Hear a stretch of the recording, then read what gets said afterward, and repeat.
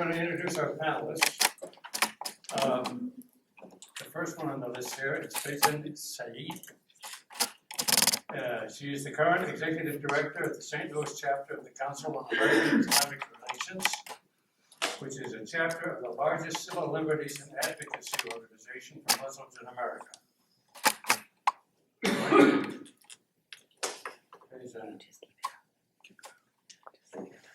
She went to Drake University as an undergrad and graduated with a major in political science. He is also the National Executive Director of the Continuous Charity Foundation, which helps American Muslim students go to college by providing non-interest college loans. Want to stand up and let us know what you look like? That's that.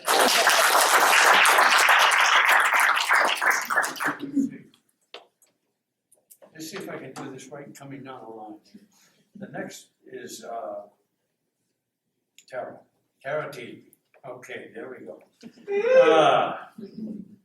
Justice seeker and St. Louis native, Tara graduated a predominantly white high school in Missouri and historically black college in Louisiana, all too familiar with the manifestations of racism in America. Tara began organizing around the Jenna 6 case. She is currently serving as a director of Hands Up United, which spawned after the murder of Mike Brown Jr. in Ferguson. Hands Up United is a grassroots collective of politically engaged minds building towards the liberation of oppressed Black, brown, and poor people through education, art, civil disobedience, advocacy, and agriculture.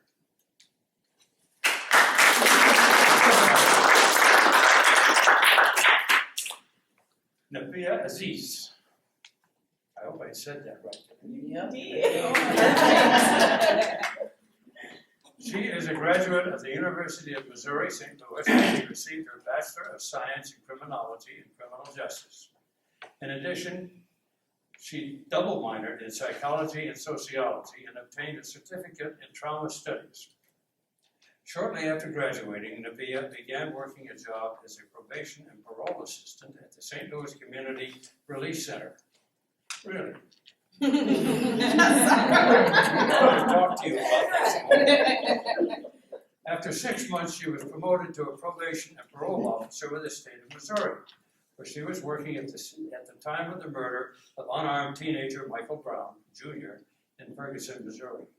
Nabia quickly became involved in the local activism taking place in Ferguson and the greater St. Louis metropolitan area, as well as taking on leadership roles with the recently established St. Louis Legal Collective in January 2015. She was able to resign from her job and work full-time as the coordinator of the Legal Collective, which is operated by Missourians organizing for reform and empowerment, social justice project affecting St. Louis City and County, including the Bench Warrant Campaign, Solidarity Economy, Municipal Court Reform, Action Council, in addition to the Legal Collective. And finally, I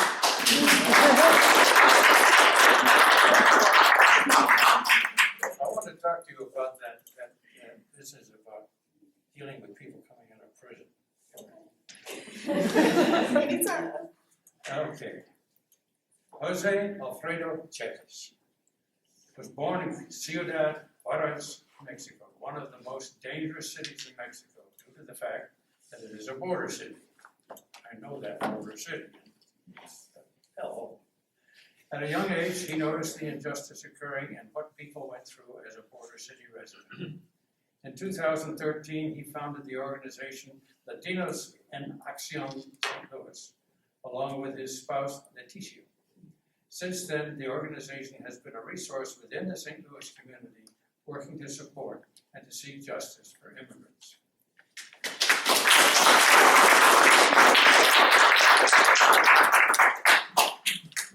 All right, let's start at the far end with our first panelist, Faizan Saeed.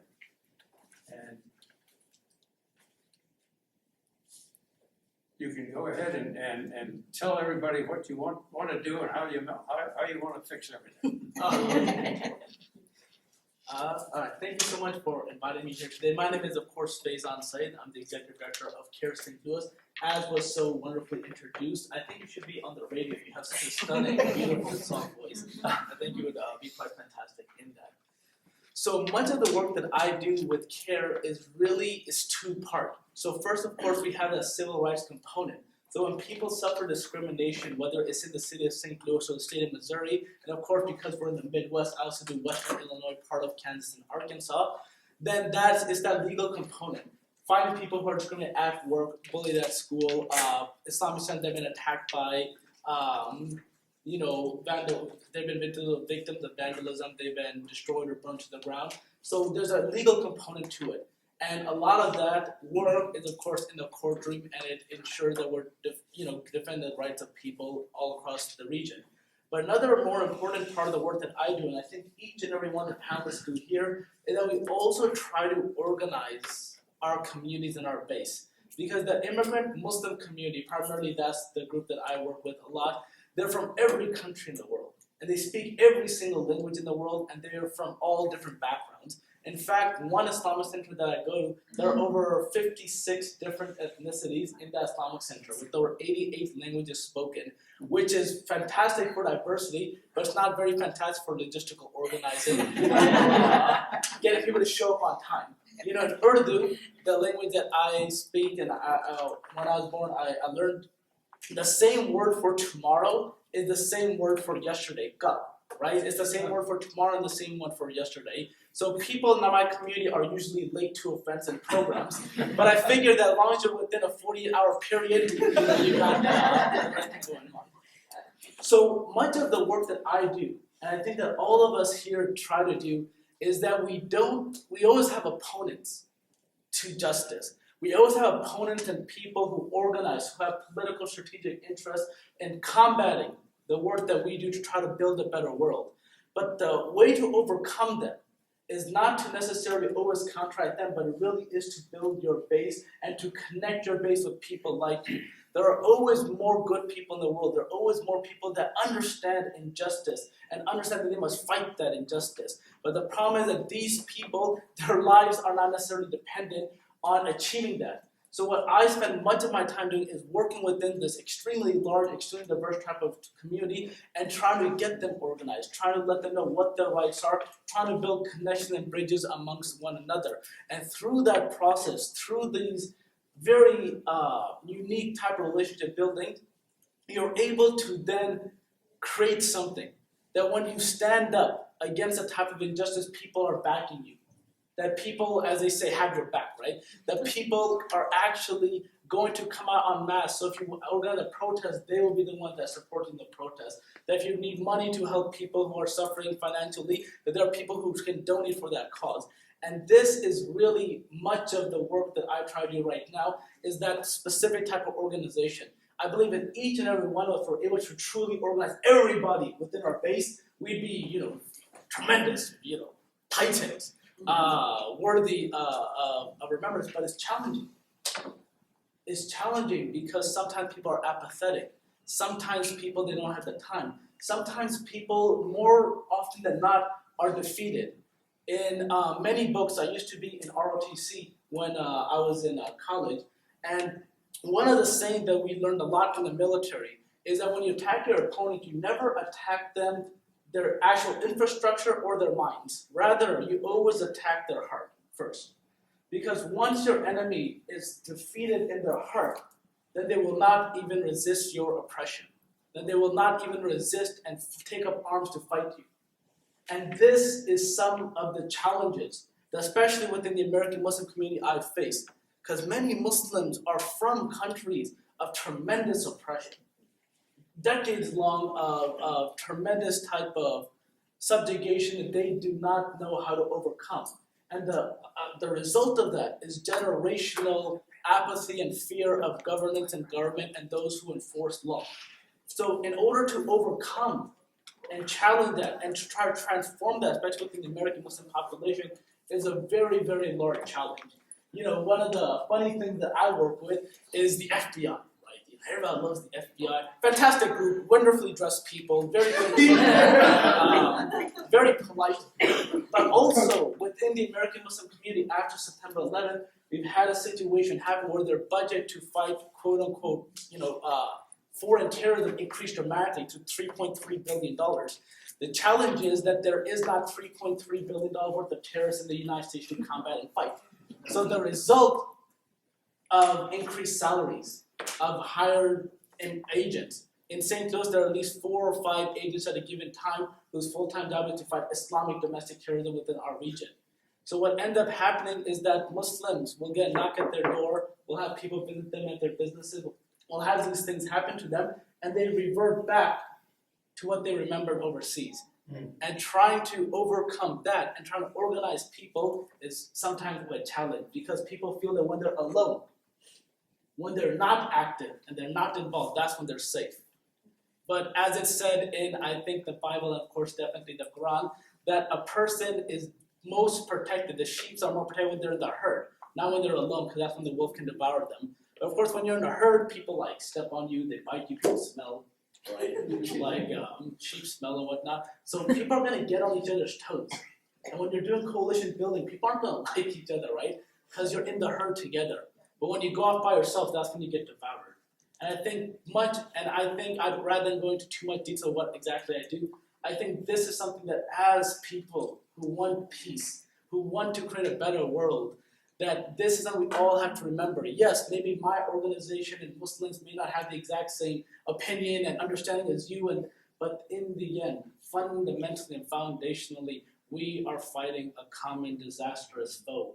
We are fighting common tendencies that are working to overtake much of what has been built in the United States, whether it's Citizens United, which is, we can discuss. I don't want to get into specific policy, but you can kind of understand my generalities. And with that, I will forfeit the rest of my time, Mr.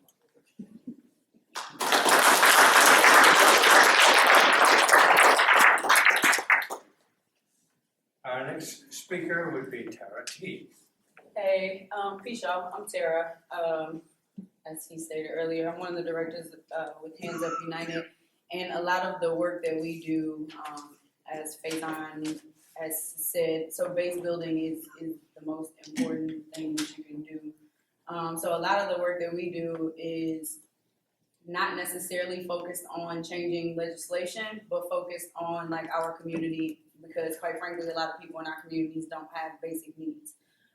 They don't have access to good health care, they don't have access to good food, which sends them to the doctor that they can't go to because they don't have access to good health care. They don't have access to good education, they can't go to the school, they can't walk and go to the school that's in their neighborhood because that school is unaccredited. I met a 13-year-old probably 3 or 4 months ago that had not seen fresh vegetables. How is that okay for a person that has been on the earth for over a decade to tell me that they've not seen fresh vegetables before because they live in a virtual food desert? We had a program, we do a lot of stuff like books and breakfast we run out of O'Fallon Park Boathouse. And we needed to get something. I was like, I gotta run to the store. I had to drive to the Schnucks on Lindell to get what I needed from O'Fallon Park in North St. Louis. So explain to me how that's okay when I fortunately have a car, right? And I don't have any children. So I don't have to figure out how to pack up 3 kids to get on the bus, to get to the Schnucks at Lindell, where we haven't factored in the climate change and the fact that it could snow tomorrow. So, just things that we take for granted, people do not have access to basic needs. And so we're trying to change that through, we have a books and breakfast program, because I don't want this child to say, oh, I can't read because I'm hungry and I'm focusing on that. And so my goal is to change this. I don't want kids walking up to me saying that they haven't seen any fresh vegetables. I don't want kids hungry. I don't want kids without books. There are not books in schools. Rika, who is one of the directors as well, has a 15-year-old brother who doesn't have the book that he needs for school yet. School started 3 weeks ago. But we have $3.3 million for the war on terror. Side note is that the government has only spent more money, like the War on Terror only supersedes money spent, like the Black Panther Party and the War on Terror is the most money that the government has spent to shut things down. So think about when the Black Panther Party was in existence and think about like September 11th, 2001, the War on Terror. So in your mind, I mean, I can think of something that happened in between there that we might have needed to spend some money on to defend. And even if not defend, like, let's put some books in some schools. Like, let's, in all of these green spaces and all these dilapidated buildings in North City, like, there are homeless people. How about, like, it's just basic things, like things that when you were a kid, you were like, why are people homeless? Well, I'm an adult and I still have those same questions. And so we're working toward like actually doing something about it. And in order to create a base, I was actually having a conversation with a gentleman that I walked up here with earlier, and that I don't think that my role specifically in the movement is trying to sway people constantly. Like, while I realize we need more than Black people, we need more than Muslims, we need, like, the enemy is very, right? And this is a well-oiled machine that they've put together. So while I understand that it has to be more than these groups, I specifically do not have the bandwidth to stand in front of you as I'm talking and breathing and moving like a human to get you to understand my humanity. So, like, I can tell you, and we can talk broad level of how these dots connect, how Palestine is occupied the same way that my neighborhood in North County is. I can connect the dots for you, but my role specifically is not to like badger you into, because I believe that people have to hit somewhat of their own personal rock bottom. So I can force you into those situations. Like, I can stand in front of your house with a bunch of loud people with bullhorns and spray paint, and we look really scary because some of them have tattoos on their face and they're cursing. So I can kind of force you into more of those uncomfortable situations, but I can't force your own rock bottom. And I believe that in order for you to move in the way that you need to move, you have to hit your own personal rock bottom.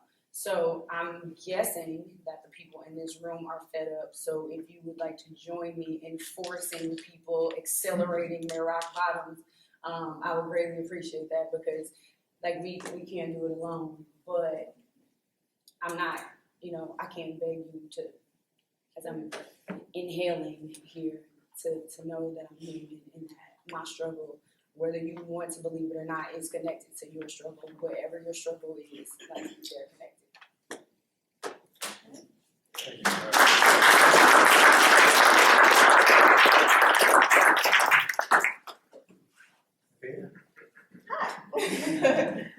So I'm Nabia. I work for Missourians Organizing for Reform and Empowerment, MORE. MORE is a grassroots community organization, and we consist of low and moderate income people.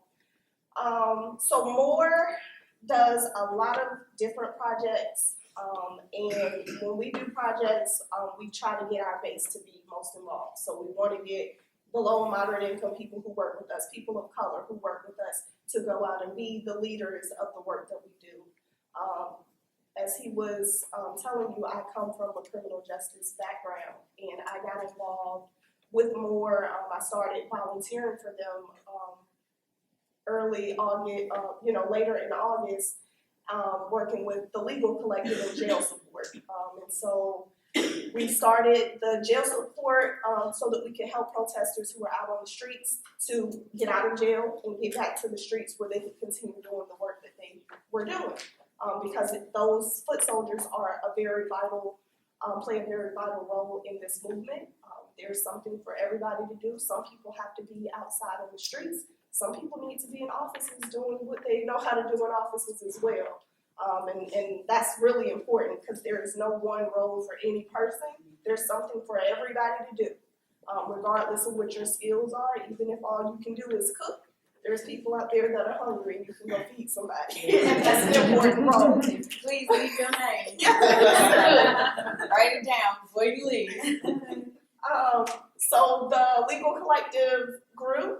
After people were getting arrested, they had court dates. So we had to provide attorneys for people.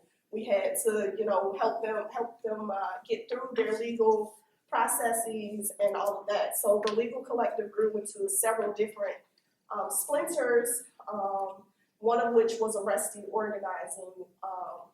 So we called a lot of arrestees together, people who we had gotten out of jail or people who were just the families of arrestees, and asked them some of the things that they cared about. And from that, we ended up coming up with an organization called Decarcerate STL, which focuses on the decarceration of the St. Louis area, the humanization of people in local prison, in local jails, and ultimately trying to close the jails. We're trying to close the Hall Street jail, the workhouse. And so that's one piece of work that we're doing, right? So we've seen over the past year, many of us haven't seen this for decades and decades, but simply being Black or, doing the right thing is being criminalized every day. And that's one of the things that we're trying to fight against. Another one of the big projects that we're working on at Moore is powerbehindthepolice.com. It's a website that we launched on the July 4th week. Powerbehindthepolice.com. We have been fighting against the police for a year now, but the police officers are regular citizens. They have a job, they go to work every day so that they can feed their families, but the root of the problem is not the officers. The root of the problem is the systematic racism that's ingrained in this society and manifests itself through the actions of the police. So if you visit powerbehindthepolice.com, you can get a lot of information about the 1%. And so we say the 1% has all of the power. Those are the corporations. Those are some of the land developers. Those are, the elite, the people who just were born into wealth and have not had to work a day in their lives. And those are the people who the police protect. So those are the people who have the most power to make changes. They aren't the people who are gonna know how to fix our solutions. That's for us. So the people who are working class people, the people who get up every day, and if they lose their jobs, they could be homeless because they're living paycheck to paycheck. Those are the people who have the solutions to fix the problems that we're seeing every day. And it's up to us to force that 1% of the population to make the changes that we want to see. They're building a stadium for a team that's probably moving out of town, but they're going to have a brand new stadium after they leave. The GDP of St. Louis, 1% of the gross domestic product in St. Louis is about $1.4 billion, which is just about the amount of the stadium. And so we have a campaign where we're trying to vision what we could do with that $1.4 billion. Just 1% of the economy here in St. Louis, what we could do with it, as opposed to building a stadium. We could be building, we could be reopening some of the schools on the north side. We could be building institutions for people coming out of prison so that they can get back on track and be reintroduced into society. We can be feeding people. We can do urban gardening. There's so many things that we can do with $1.4 billion, and that's just 1% of the money that comes in and out of St. Louis. And so those are some of the things that we're doing.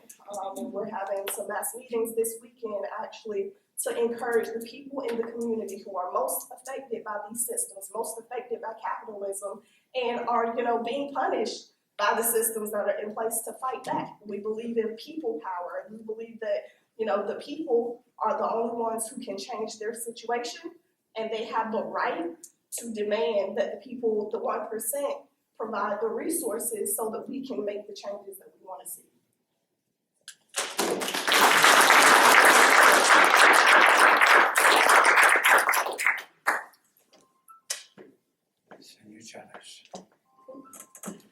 How you doing?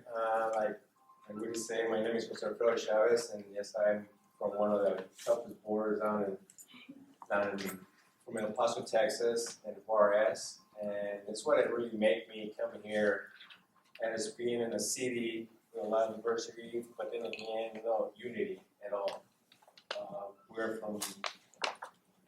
think we're from different worlds here. I've been able to live in a different world, but when we together, we can make a change. Because we got bright minds, we got good hearts, which is what we need to make a change, a good heart. And that's why I came to build the organization, because I noticed that being Latino here, like we're talking about our color, skin, it's our language is just so different than other people, and then we're talking about me, and it's just so easy to communicate. And again, the police stop us, and they don't only give us a ticket. I mean, just because we don't have a license or we stop sign, we went through a stop sign, license plate light is out, it's enough for them to stop us and give us not only a ticket, they're gonna deport us because we don't have just a number, social security number, or being documented like they want us to be. And not caring that those parents may have their kids in daycare and school had to be picked up, and this gets ended up in the system with the government because they spread it all over. People with kids, okay, here, we got Latinos for you because we support their parents. It's how it works the system, and we're going to stop that. And that's why we started Latinos International, to empower our Latino community to get informed that no matter if we're undocumented or not, we got rights, because no matter where we're humans, we got rights, but the law is not treating us that, it's so inhuman what they do, because we go like from almost 32 deportations a day for them, these people to have their salary, people that you say, police go and got their jobs, and of course they got to feed their families, but then again, on what? On our people. Because now all these business attention centers are leave of our people. Because now even kids, they're getting them on these attention centers, they're making them wear like a prisoners uniforms. So it's just a matter about, you just wear like money for them, because that's like what it is. And of course now it becomes, we select Obama as for both Latino vote.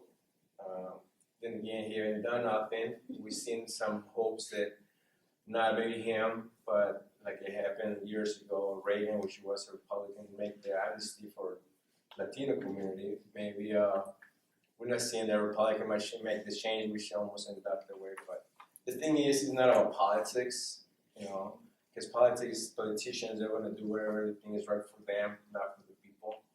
And we make this country, and because we're all immigrants. As far as I know, we all make this country, we're all immigrants, veterans, and they fight for our country, for our lives, for my parents. I mean, I have relatives, Latinos, they went to war in the United States. But then again, they went by life. If you go to war, we'll give you papers, we'll give you papers to your family. It was a lie. They never got papers. They got deported, So the system has been like that since the beginning. Like I was telling Woody in the beginning, that's how I started. My dad used to take me to the riverfront as a kid, just to like barbecue. I used to write thought. But my dad always was his watch taking notes, looking at this police cars, immigration. He was taking notes about where the guards to make our path to go to work, because we had to make our path to go to work every day. So we had to know what time the immigration is going to go and leave the post so we can cross. So there was my learning in the beginning. That's how I grew up, learning where I was going to pass. So in the beginning, I knew all the border from miles. Because one time we can go from one day, well, we got over there because the river was too wide, or because there's more cops to check out. So, and I saw a lot of like the KKK. I saw a lot of people just let them run, shot them, and just let them go on the river. I mean, I saw this since I was a kid. I grew up with that violence. I saw Michael Brown every day in my country. I go to school, I see some guy dead in there. When I come out of school, he's still there. And it was so unjust. And I come here, and we're talking about it. It's not that the border crossed us, No, the border, we didn't cross the border. The border crosses us. We didn't do that.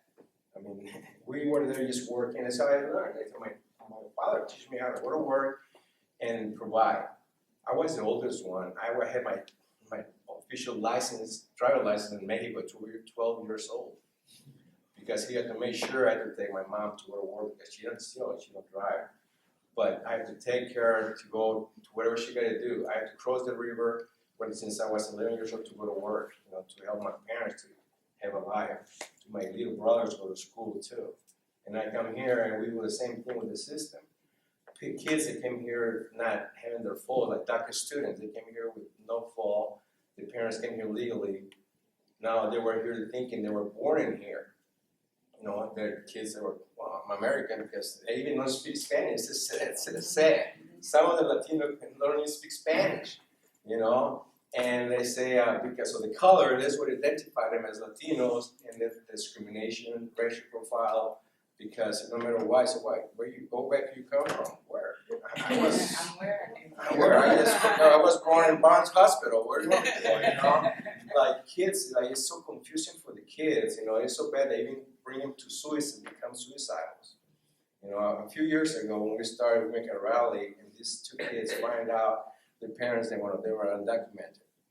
This little girl wanted to become suicidal because find out. So now I know where I can go to this spiritual. Now I know where I can do that because you need a social security number to go and travel to school or anything. So there's too much prohibition to selective systems for because I call our language because we're coming from a social security number.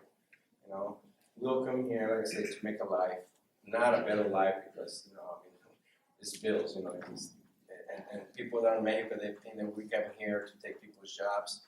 There's plenty of jobs in here. There's plenty of work for everybody, and not being tagged that we come here taking people's jobs or anything.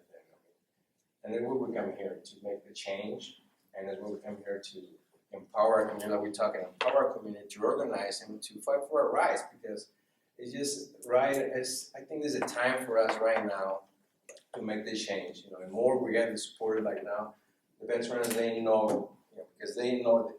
I saw veterans they're asking for money everywhere. You know, people homeless like you were talking.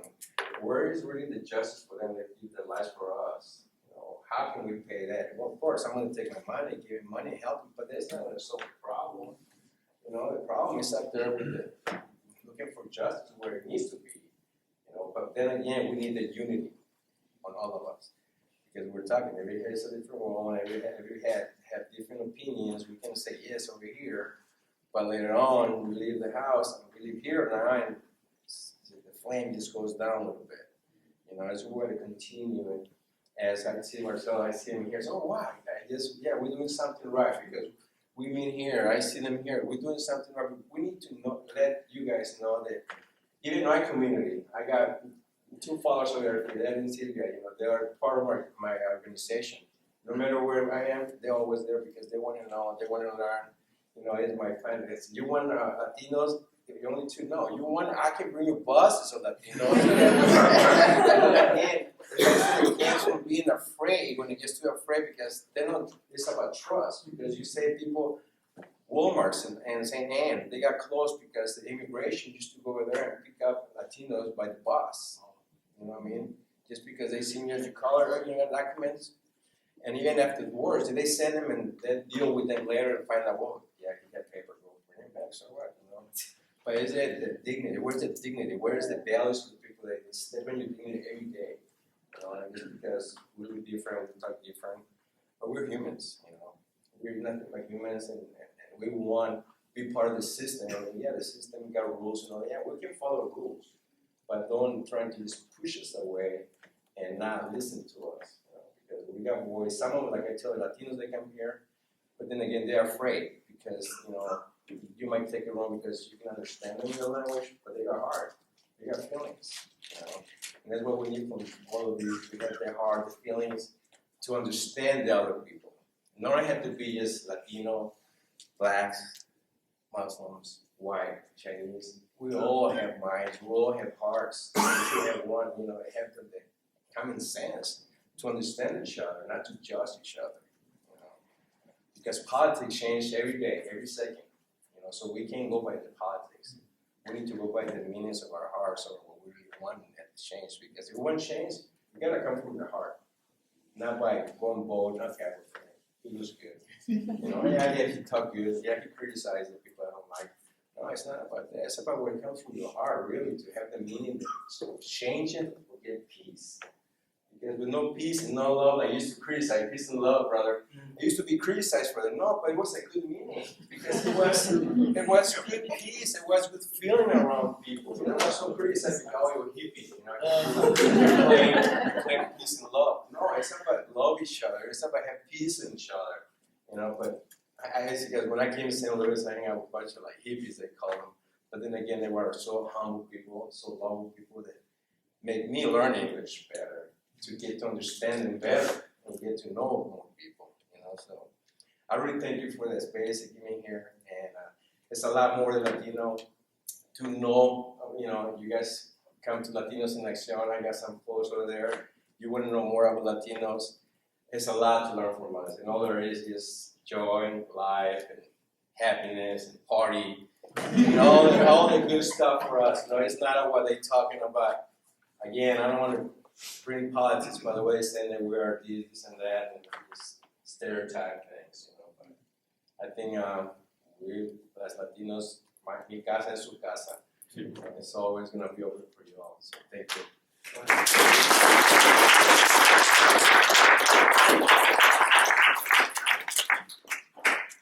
I really appreciate the fact that you put a very pleasant, a very happy, a very positive face in the whole business of making peace.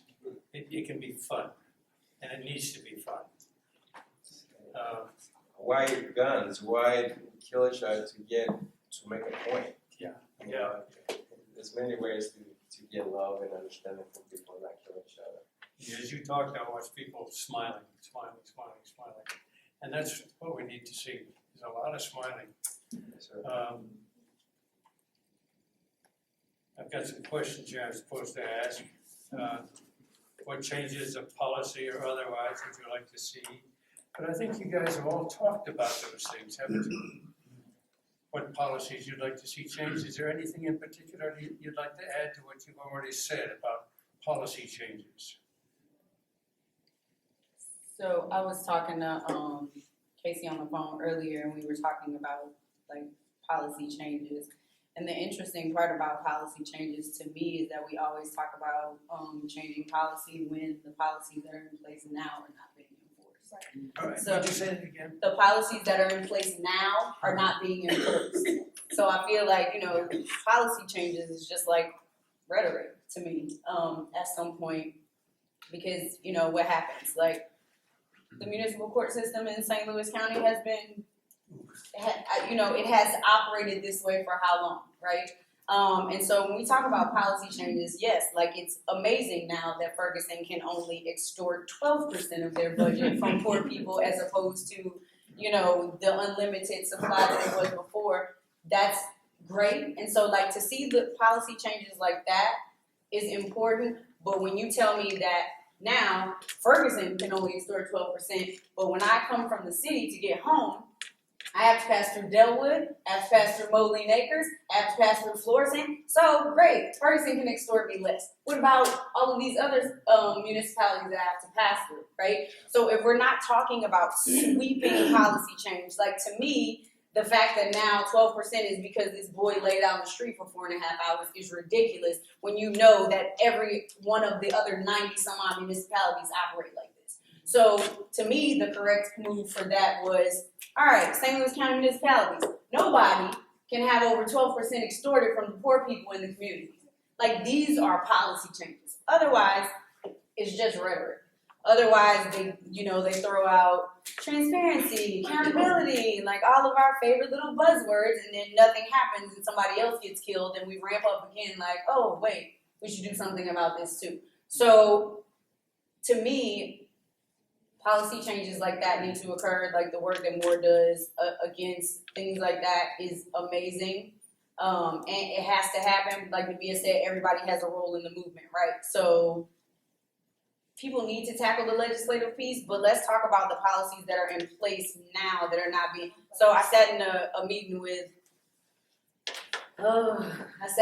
Dotson and some other friendly people a few weeks ago, and the Department of Justice says, well, we want to talk about solutions. Okay, so let me explain to you all the difference between this meeting and the meeting that we had maybe September 2014 was that I had on something different. Like that was the only difference in the meeting. Dotson was actually wearing the same thing. Like there was no difference in this meeting than the one we had a year ago. You're asking me for solutions. I can't, the solutions I have are the same solutions that I gave you a year ago. Let's have some anti-bias policing. Let's have some actual accountability where I can say, let's have a civilian oversight board that can actually investigate if you've done something wrong. These are all solutions that we proposed last year. You pass the civilian oversight with no subpoena power, like that's the appeasement. Like I don't want to be appeased, right? I want like us to really do some work around this. And you can't continue to ask me to provide solutions. One, I'm not really sure if that's my job, but it's my people that are dying, so okay, I'll take it on.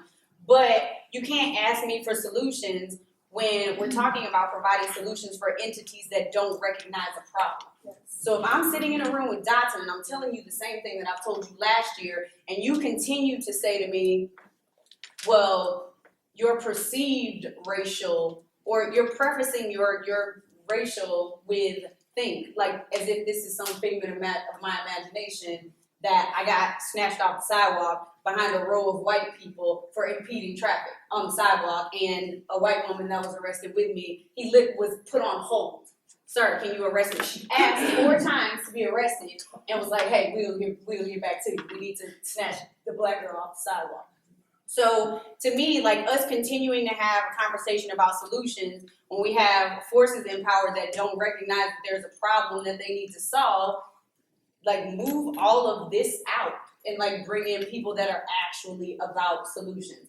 I think another issue that we have is that we have so many problems, right? So like, where do you pick? Where do you start? I think that one of our issues is that we don't pound enough to see the finish, right?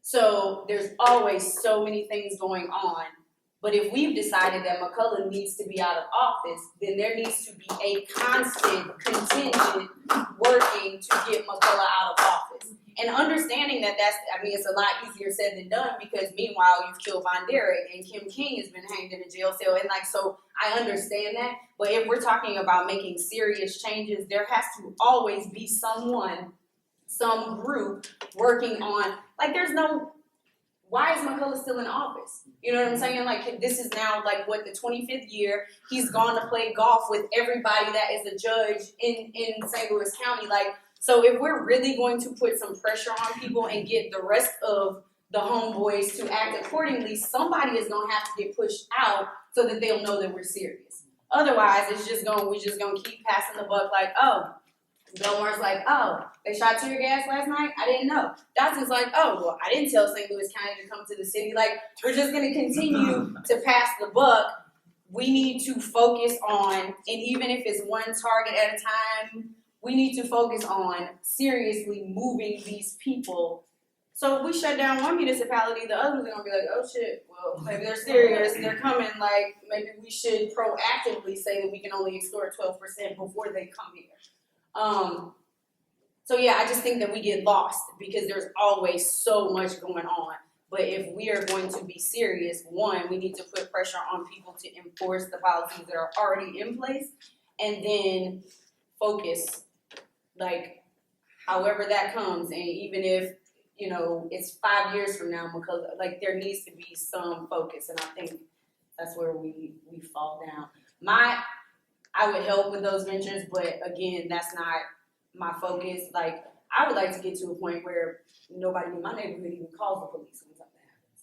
Like, when I was little, I knew what house to go to if I was hungry and my mom wasn't home from work yet. I knew what house to go to if I failed and I needed some, like, old people put Campo Vanique and Neosporin on everything. Like, so if I needed that fix up, like, I knew what house to go to. If I wanted to play with some kids, like, to do this, like, I knew where to go. And if something happened to me, there was always someone there. So we don't have that anymore because this society, capitalism, makes us so individualistic that like you feel like you don't need to know your neighbors anymore, right? So when something happens, what do? Call the police. Well, for what? Because one, they're not going to do anything, and two, there's a high chance that when they leave, someone is dead. So I'll help with legislation and for sure help with getting McCullough or Dotson out of office. Like, I think that we need to, make these groups that have specific targets and work to those targets. But at the same time, my focus is more like my community and, again, like we said, base building. Because you have to activate people. Like, you have to, and my activation comes from, because frankly, if we're talking about 1%, like, is anybody in this room in the 1%? Like, so we're all 4, 5, 6 paychecks from being in poverty. So if you're not the 1%, then you need to be active somehow. You have to be. Like your life, even if your life, you don't feel like your life depends on it at this moment, somebody in your family does. Like somebody in your family is hungry or doesn't have health care or like it's affecting everybody if you're not in that 1%. And the way my tax bracket is set up, I don't really know that I'm going to ever be in that 1%. So you have to pick a lane and get in and do something. Like that's the only choice is to do something. Thank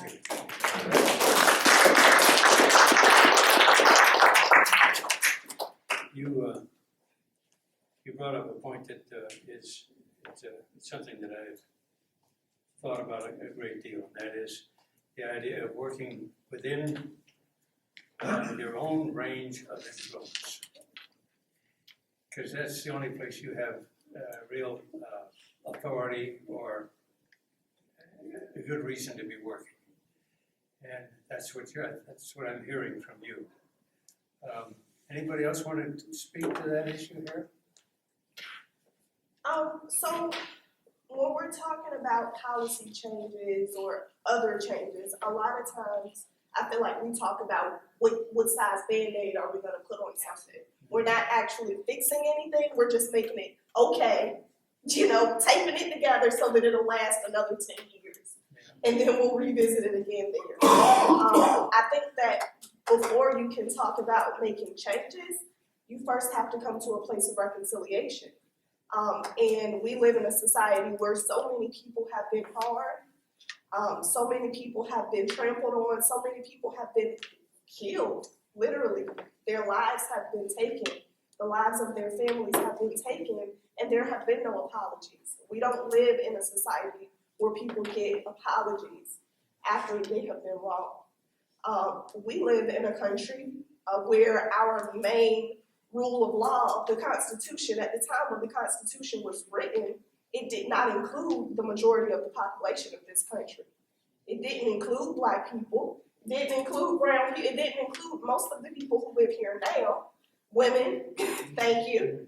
So this is the rule that we're following in this country, and it was written to exclude most of the people who are subject to those rules and those guidelines. And when we have a problem, when we have an issue, we make an amendment. We add a little line there, most of which only lasts for 50 years before they expire, and you have to go back and fight for it all over again, So we have to really think about making real change, lifetime changes, not putting a Band-Aid on something, not, fixing it for now and then putting it on the shelf until later. If we're going to talk about change, we really have to go to the root of the problem. And if we're going to make a change, we can't ask the people who have crafted all of the problems, the people who have created all of the issues. We can't ask them to be the people to fix the problems. It has to be us. It has to be the people sitting in this room. It has to be the people who have to get up and go to work every day and work their hardest, and they might have enough money to feed their families and to keep the lights on in the house and to take care of their rent. They might have that. Those are the people who should be crafting solutions for our society, because those are the people who are affected by the real world. And so if you're sitting in your house and you feel like the problems of your neighbors don't affect you, then I really feel sorry for you. Because if we're living in this society together, we have to be fighting together. I'm not asking anybody to come out on the streets and get tear gas. I'm asking you to do your part. I'm not asking white people to come into a Black community and tell us what we need to do. No, I'm asking you to go home to your dinner table and tell your people what they need to do. Like you just said, working within your realm, within the space where you have the most power. That's where you go. I'm Muslim. I go to the mosque and I tell my people, hey, we have an obligation to be doing a little bit more, so I need y'all to get up, get off of this carpet. We got to go outside. We have work to do, right? And so that's how we create change. We create change by being the change that we want to see. Big cliche, but it's very true. You can't have any kind of changes, policy changes, any other changes, unless you are willing to get out of your comfort zone and go and do some really hard work that might not help you. The work that we're doing, it's not gonna help me at all. It's probably not gonna help my children. I can only hope that it will help my grandchildren, right? We're fighting for generations and we're fighting for our neighbors. Because if we say that we live in a community together, we have to be willing to fight for each other. We have to be willing to love each other.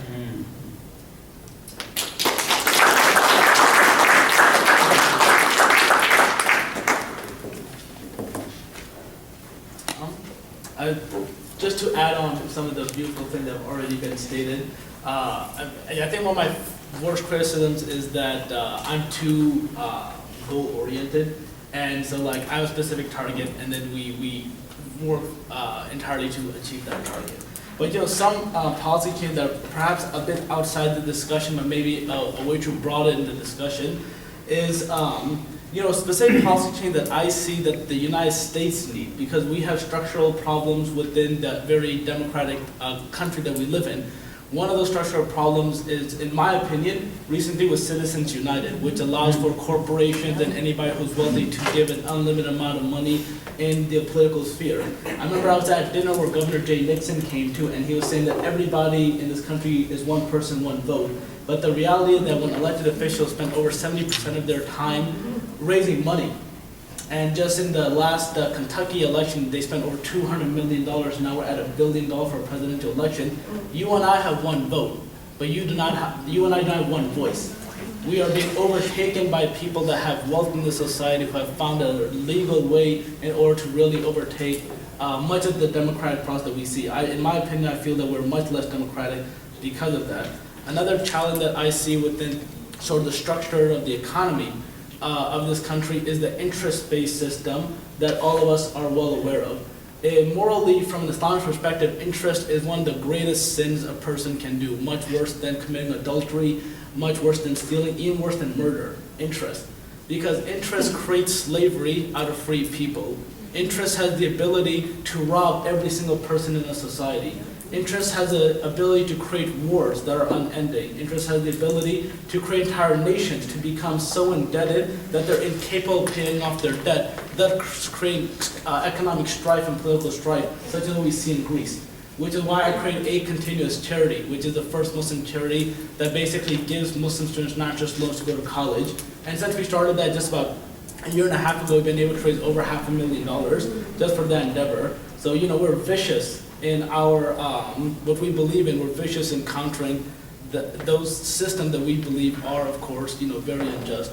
And I think that there are multiple specific problems that people face. But when you have structural issues that are designed in order to ensure that those people in power are going to represent the interests of a few, and you have an economic system that creates the very poverty that we are seeing, that then creates further problems. These are fundamental, foundational challenges that may be beyond any one person to do, but it is something that all of us have to keep in the back of our mind, that your battle that you're fighting is a portion of a larger battle, larger structural problem that are affecting the globe. In America, 1% of the population controls 40% of the assets of this country, but 1% of the global wealth, the global rich, control about 60% of the global wealth of the world. What this means is that America is the richest country in the world, and in that country you have a large population that are poor and a few people that control that money. But globally you have billions of people that are poor, right? And this is part of the structural challenges that we see happening. So I think, as we look into our century today, we have seen dramatic changes happen. Right now we've seen the fall of communism within my lifetime, right? We've seen the Soviet Union, the only real right around the challenge to the United States, and now we have like a global, hegemonic country, which is the United States. And what we're seeing is we're seeing that nation crack, fundamentally. And as it cracks, what ideologies are going to rise up in its place? And this is what you're seeing happen in the Middle East, this is what you're seeing happen in Russia, this is what you're seeing happen across the globe. And I think, sort of, if we can take a step back from our day-to-day affairs and really look at the larger trends that are going on, you really have to think, where is this ship going? Right? Where are we going? If Citizens United had allowed for the first $1 billion election this year, What's going to happen in 4 years or 8 years or 16 years? What's going to happen when this becomes more and more entrenched within our society? Is democracy even really going to exist other than the concept of it in this country? In the sense that do people actually have a say in their government, do they have a say in who gets in power, or is it really sort of theater, right? So I think these are just some of my thoughts. I know it's a bit beyond really sort of what we can do, but just to keep these type of things in the back of one's mind is all positive, I think.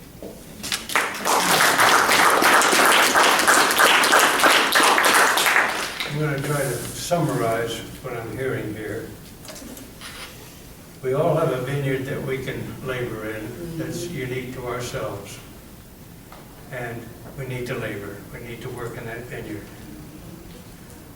We also can connect through the various organizations that we are working with and within in order to make the changes on these broad policy levels, like getting rid of Citizens United.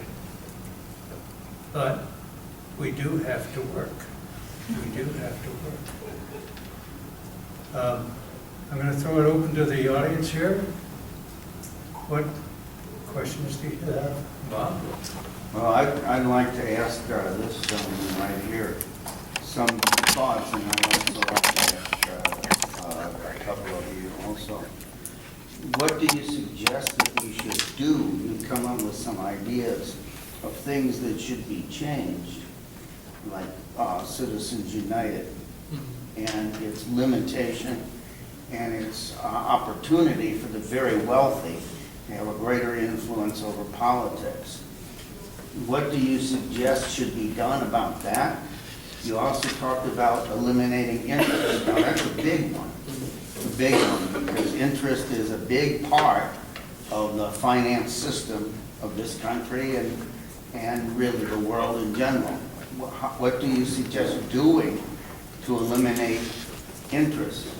And then the other thing is, you talked about the concentration of wealth. Well, we know that that's a big problem in this country. It's also a big problem in Europe. Now, Europe is doing some things about it. This country is not. But anyway, what are you suggesting should be done to implement any of these changes, other than talk about them? So that is a tremendous question. Mm-hmm. And I love, and you know somebody's extremely intelligent when they ask you a question that's hard to answer. So that's a lot about you as well. So I'll start with interest. Again, for each and every one of us, we're not kings or queens, we're not presidents or parliamentarians or anything of this nature. So what you should do is anything that you can do logically and within your means. So for example, in my means, I created a nonprofit organization that's nationwide, that's raised over $500,000 within the first year, and we're projected to raise over $1.5 million within basically this year, maybe $3 million the next year, and so on and so forth, exponentially growing, inshallah. So that's what I can do in my own sort of limited capacity, right? Each and every one of you can do that as well. You can try to get out of debt, right? As an individual type of thing, try to get out of debt, try to reduce your debt, because the debt is where the interest comes from. Encourage your children and teach them as well that, you know what, you can use a credit card, but it's going to have debt on it, and then that debt you're going to have to eventually pay with interest on it. Part of that is also education. Realizing human limits. People cannot continuously borrow, but though the system is actually designed to create people to borrow, which is what we saw with the economic housing collapse. But again, these are some personal choices, but again, each individual has to do their own part, at least with the interest component. The first component was Citizens United. That's actually a very challenging one, because Citizens United is a Supreme Court decision. So the only way to really overcome and overtake that is with likely an act of Congress, then passing some type of legislation that actually limits spending within inside a political arena. How do you do that? You might need to, it will, I believe, happen that Americans will get so fed up that they might mobilize en masse across the country in order to say that, hey, you know what, we need to put restrictions on how much a corporation can actually put into our government. So that might be a more nationwide movement. It may not happen now, but it will happen as time goes on, especially because injustice, it has a way of building pressure, and that pressure will maybe released. Yes. Let me point out that just an act of Congress would not change Citizens United, because it's based on the Constitution. That's the decision of the court. So a mere act of Congress wouldn't change it. So that's number one about that, okay? I just pointed that out, just as an Thank you. item, you know. Yeah. So there would have to be a constitutional amendment to change it. Awesome. Anybody else have a, yes? What does the panel think of registration? And also, are any of you interested in the Bernie Sanders campaign as a possible beginning of something?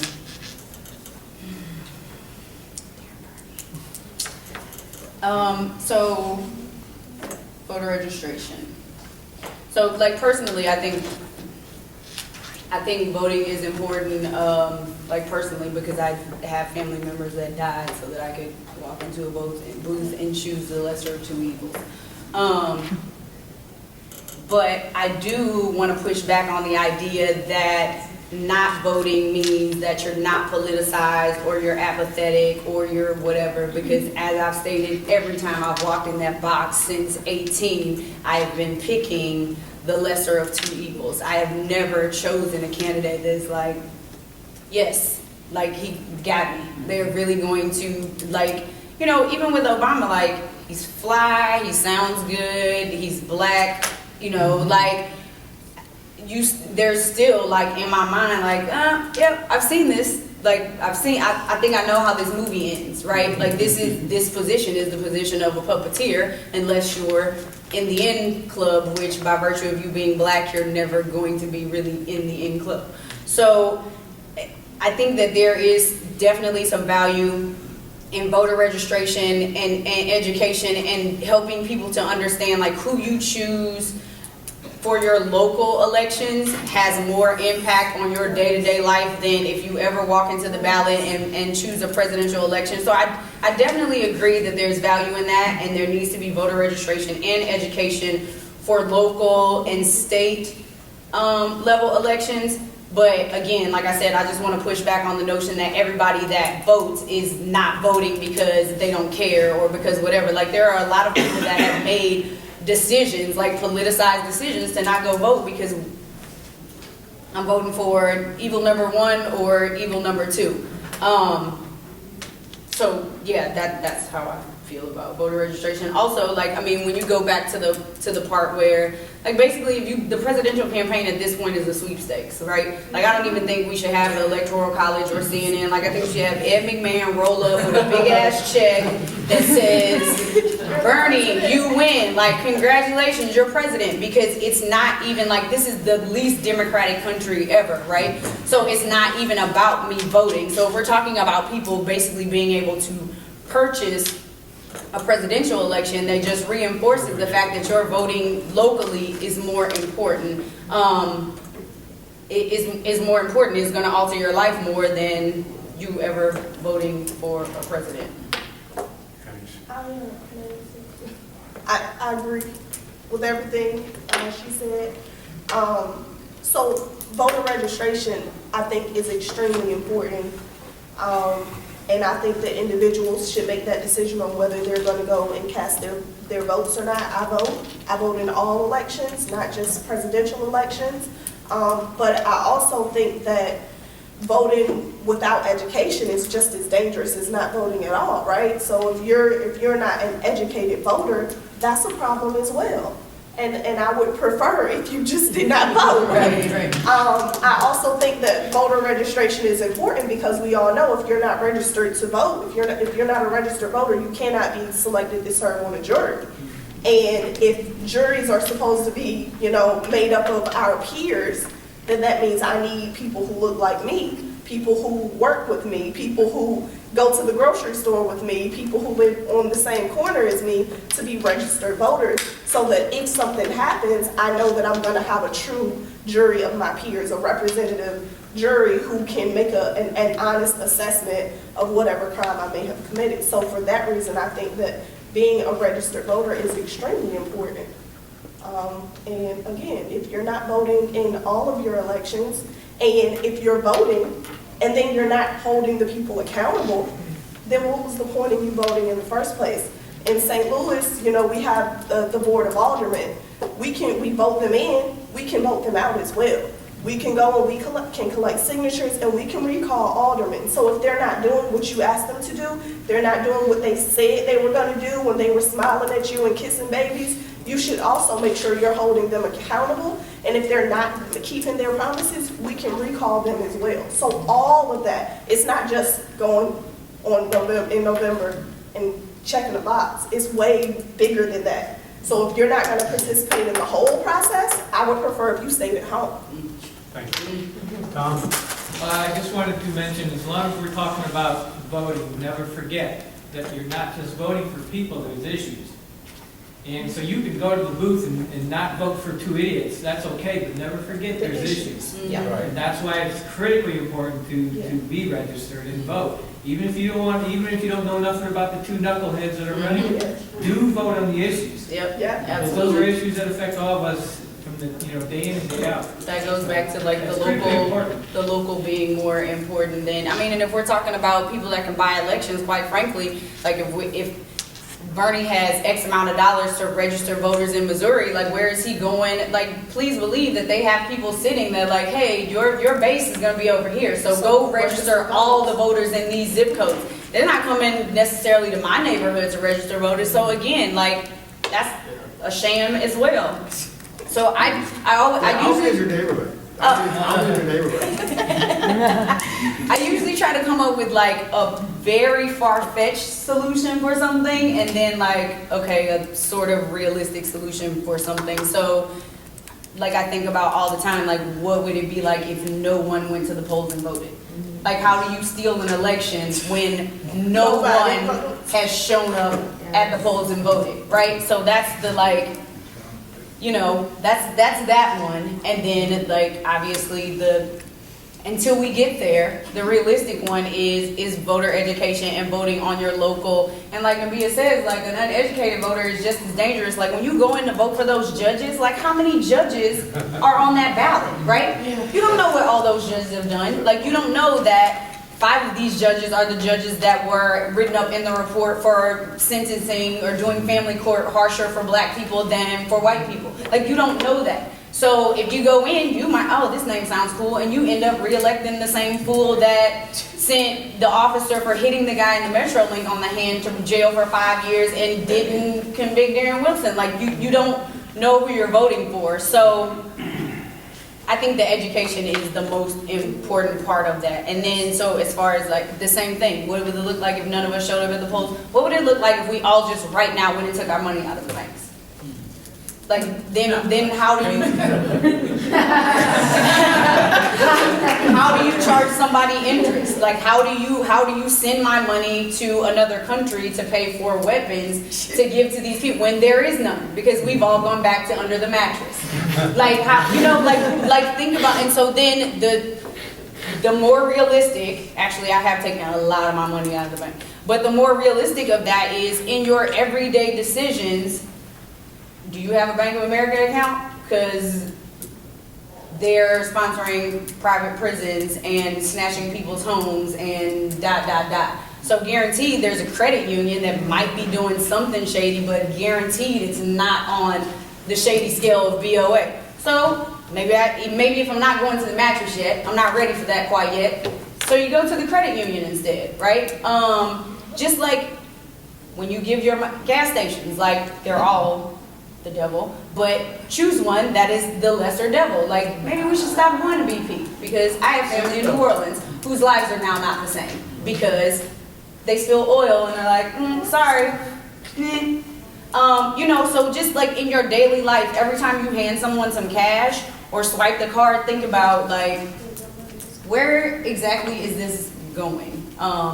And to go to the whole, we need to think globally about what is happening. If you think about the struggles that affect you in your daily life, guaranteed there are microcosm. I hate saying microcosm. I think people want to say it when they want to sound smart, but it really is like a handy word. So anyway, like guaranteed in your daily life, because you're talking about your father looking at the immigration and when they're coming by and getting to the border, guess what? I do that same thing on my way to like, oh, yep, I know what lots they're going to sit in. I know chances are they're going to be here. It's the 31st. Yep, more likely to get like, so in my life, like, it's not hard for me to imagine that at all, because when I leave here, so like when we would leave Ferguson Police Department, I would have to take the 30-minute route home as opposed to the 7-minute route, because I know where you're going to be and I'm not in the pack anymore, right? So there's a greater chance of me getting devoured. And since they're hanging black women in jail cells now, I don't have a lot of time to spend with you guys,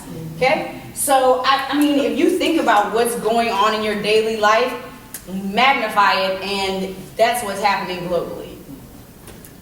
Ron, you had something you want to say? Yes, I'm going to stand up to say it. And the reason I'm going to stand up is I recognize the fact that in this room, I'm a minority. And you know what that means. So you've got to be assertive when you're a minority. And I want to say I very much appreciate the work that you're doing.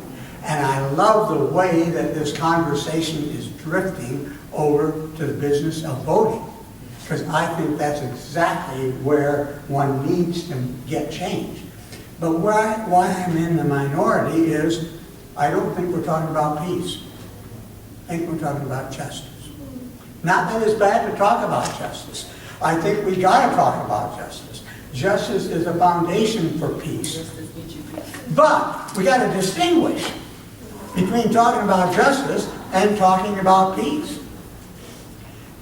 Furthermore, when we talk about justice, we have to realize getting justice is a slow, slow, slow process. Think about what's happened in this country. When we started out, women didn't have a right to vote. Blacks didn't have a chance to vote. Young people didn't have a chance to vote.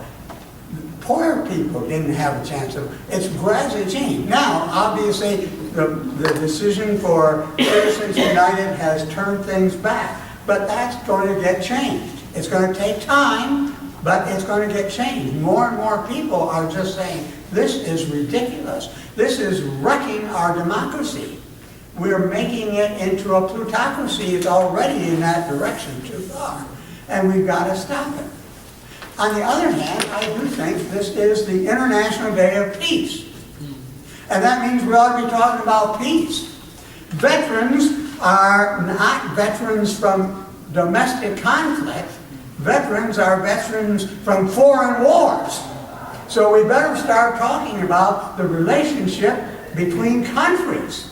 That's where we have wars. Between the United States and Russia, between the United States and China. That's where we're likely to have wars. And so if we're talking about war, let's think about war. How do we do it? We do it through we do it through changing the international system.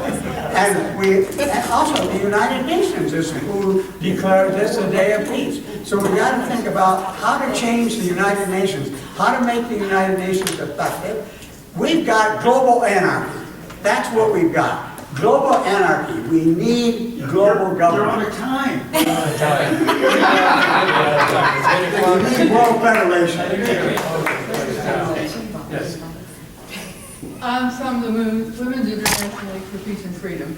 And early on, one of our founders made the statement that peace is not just the absence of war. And I think what we have to recognize is that the U.S. is the problem globally, but it's because we're also the problem internally. And we don't have justice here. And without justice, there is no peace. And I personally am very glad that we're making the connections tonight. Right. Thank you.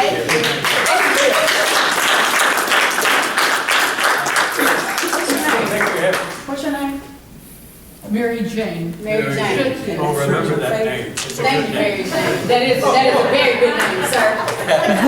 What was that? I missed it. I think, are we out of time? Do we have to close this place down? I think, yeah, we're getting about there. We have to be out in the next like 15 minutes or so. So Okay. if there's one more question or so, we could, and then, I'm or gonna take advantage any of closing this- remarks, this perhaps. position you put me in, Casey.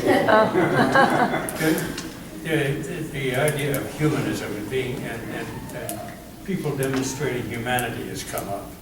And I think that is an element that is going to be, that is necessary in any effort that you make toward peace.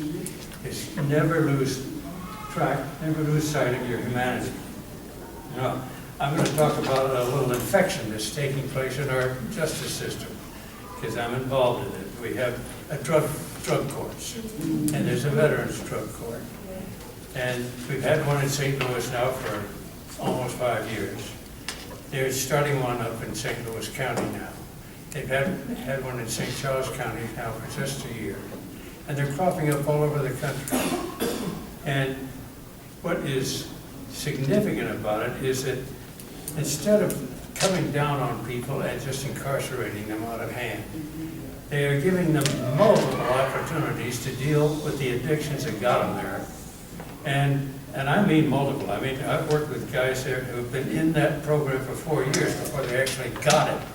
But they got it, and they're out, and they got jobs, all right? That, to me, is a wonderful statement of humanity within the justice system.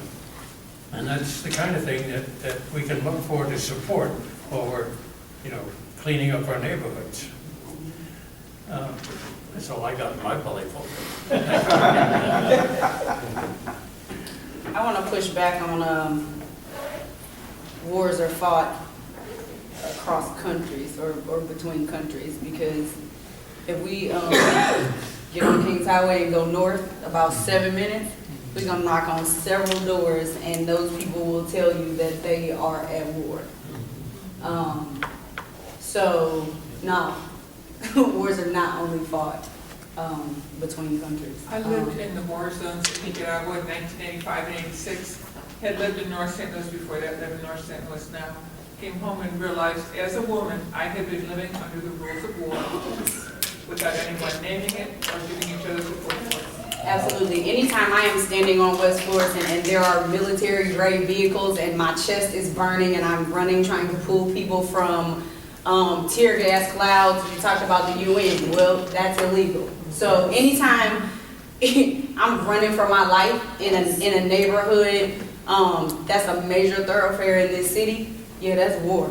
That's war, and it's right here in St. Louis and in a lot of major cities inside this country. To add on to what the gentleman was talking about, I think, and especially in the context of war, maybe my specialty is more in the Middle East, as you guys could possibly imagine. What we're really seeing happen within the Middle East and within much of the world is we're seeing the eventual breakdown of basically the colonial legacy. So for example, these countries were designed to have this chaos happen. The Kurds were designed not to have a country so that way they would fight 3 war fronts at once. So a lot of what we're seeing is now the eventual logical, predictable breakdown of man-made conflicts. Like I'm from Pakistan. Pakistan and India were designed to fight each other so that way the British could still have influence in that area. You have multiple countries, for example in Syria you have Bashar al-Assad who's Alawite. And for right or wrong, part of the colonial legacy is to use minorities to rule majorities. By doing so, you ensure that the minority relies on the colonial power for their legitimacy, for their military force, so on and so forth. So what we're seeing around the globe is now the eventual destruction of these regimes everywhere. And that can and it is leading to massive chaos. But of course, the result of that chaos, the result of all of this, is that you're having a generation, 2 main results. Because in the end, as people who fight for justice, becoming disheartened is worse than dying, right? Because once you become disheartened, you stop fighting. When you look at that region, many people, especially Syrians and refugees and these they don't see the end of it. But I do. Because you're having a situation where the groups who were the old legacy are fighting and destroying each other. Within that region, you have 60% population under the age of 20, 25 years old. And that group, as they live in this war situation, are going to, inshallah, God willing, become idealistic, and they're going to be able to look past the war legacy that their fathers fought in. And that gives you the opportunity to actually create, at least what I hope will be, connections within that entire region. So I think as we talk about wars, especially that are fought by the United States, that are fought by other countries, most of the wars are fought over land, over wealth, over resources, and they're fought over fear of if I don't take it, then they're gonna take it. And that's why young boys are sent to fight wars for illogical reasons, and they die for purposes that have really no purpose. But again, all that is now changing. You're seeing Sykes-Picot break down. You're seeing the national structure of the globe break down. What's gonna come next? I think, if you spend some time thinking about it, perhaps you could become a bit more excited and happy, rather than always becoming so depressed and disheartened. If I understood you right, were you saying that these young people are likely to be less warlike and more idealistic? They will. The reason is because the way you divide that region is that you first create a type of nationalism within that area. So we saw that happen in Egypt with Nasserism. You saw that happen in many of these countries with ultra sort of nationalistic movements, and that divides people. Now you're seeing that nationalistic movements break down because there is no more Syria, there is no more Iraq, there is no more Pakistan. You have in the northwest people, a large Afghani population. You have Balochistan, people fighting in that area. You have Kashmir in these areas. You see the breakdown of these identities. In order to build new identities, you have to break down old identities. And that's what you're seeing happen within the Middle East and much of the Muslim world. The identities that the people have been given, because it was given to them. They didn't earn it, they didn't design it themselves. Nobody in Indonesia called themselves Indonesian, right? These identities are becoming completely irrelevant. And when you do that to a large population of people, they are more willing to accept a new way of thinking. What is that way of thinking? It can become extreme and evil and terrible, such as what happened in Nazi Germany and other areas. ISIS. Or you could have, well, ISIS is bad, but Bashar al-Assad is just as bad, and Saddam Hussein is just as bad. People say ISIS is terrible. ISIS is as bad as the evil societies that they're from, right? They're not. Bashar al-Assad has had torture prisons in his countries for the last 50 years. That efficiently tortured, maimed, and killed men, women, and children, or people. That's not any worse than ISIS. And he's been condemned by the International Criminal Court. Yeah, and if he goes anywhere outside of Syria, we'll see what happens. But again, it's easy to become disheartened when you see things happen, but there's a possibility going on in that area right now that you can have something amazing come out of it. And that's why I'm always very hopeful. I'm always very believing that when you have crisis and people are tested to their breaking point, that's when you see the greatness of humanity rise up through that struggle. I am very happy to hear that.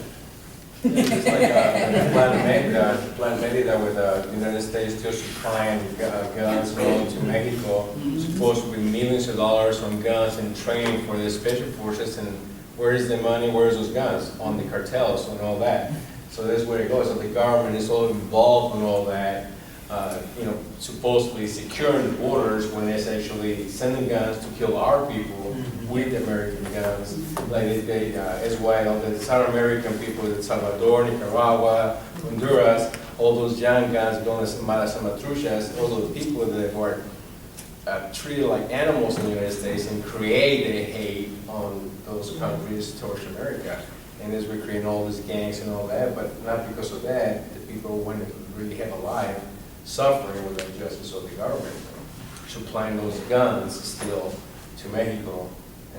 And it's something that we can stop when calling to stop Plan Merida, Plan Mexico. So, Yes, right. and we do stop that, we can still stop that.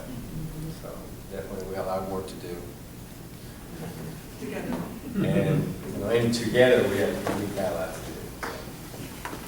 Anybody else have a question they want to give? Well, I can say what an outstanding panel you assembled here. I should say.